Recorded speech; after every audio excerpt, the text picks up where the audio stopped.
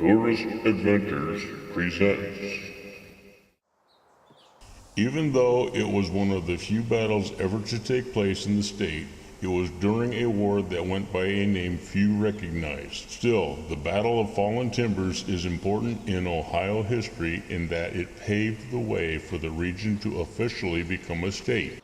If that's not enough, it is said that the ghosts of the battle's participants often reenact the battle just to make sure its name doesn't fade into obscurity.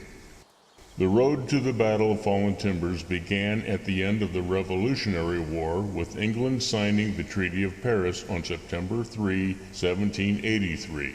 As part of the treaty, England agreed to turn over to the newly formed United States the area known as the Northwest Territory, which included all the land northwest of the Ohio River and west of Pennsylvania. This sounded simple enough, except that the British still had settlements and even military installations such as forts scattered throughout the entire territory, and they were not willing to simply walk away from them.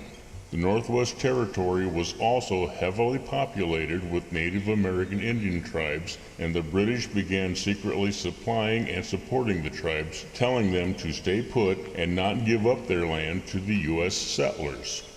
Indeed, whenever settlers attempted to push their way into the Northwest Territory, for the most part, they were met with resistance and violence from the Indian tribes.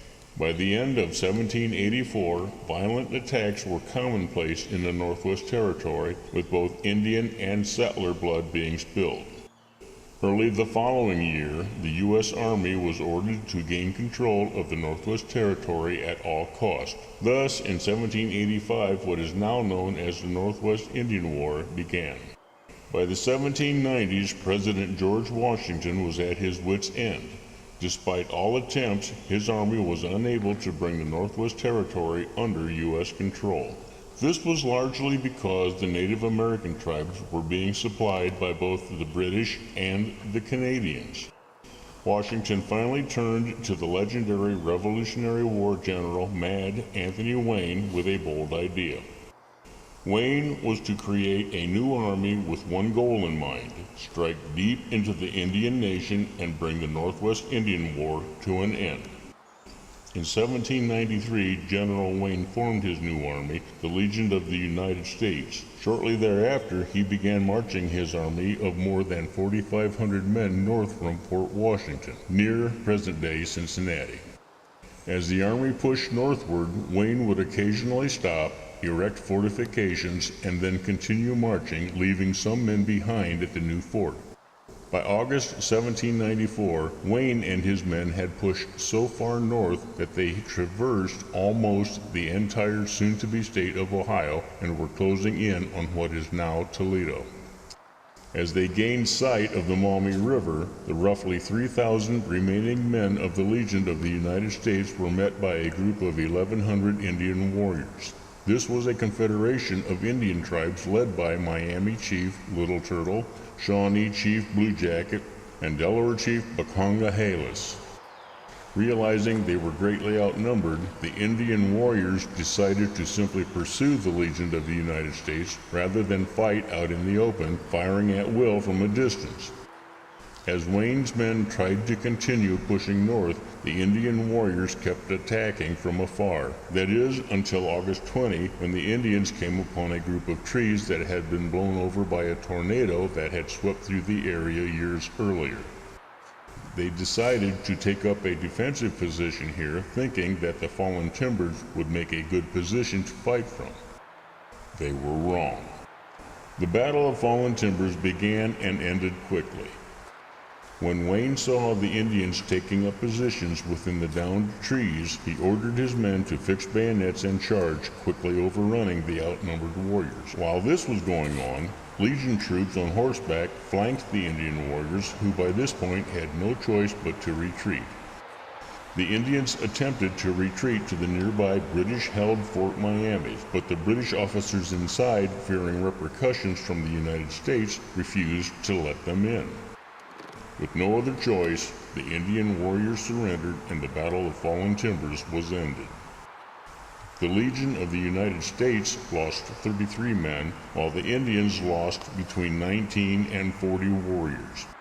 The battle was the last major skirmish in the war, and the Northwest Indian War ended in 1795 with the signing of the Treaty of Greenville, essentially paving the way for Ohio to become a state in 1803. The name of the Battle of Fallen Timbers may have faded away into the history books, but those who fought there have not. That's because it is said that every August 20, on the anniversary of the battle, the historic site comes alive with the ghosts of soldiers and Indian warriors reenacting the fight.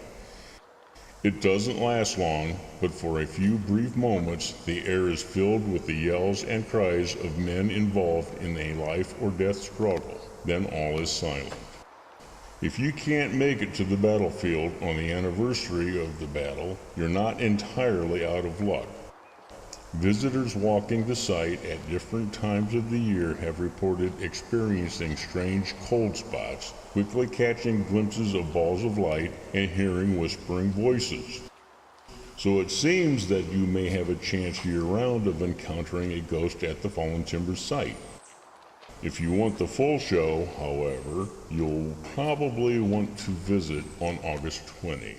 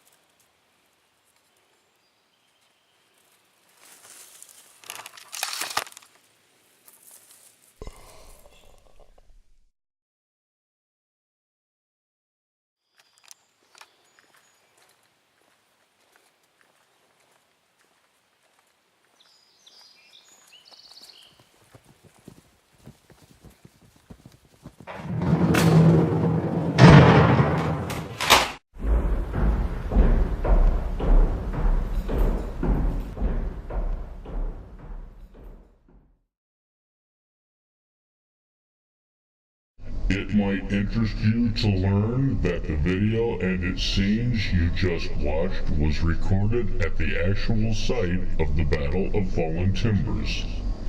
It may further interest you to know that getting in the spirit of the battle, that the participating combatants were also shot at this same location. Do you think the spirits will stop coming back year after year and quit reenacting the war? I'd say there's a ghost of a chance.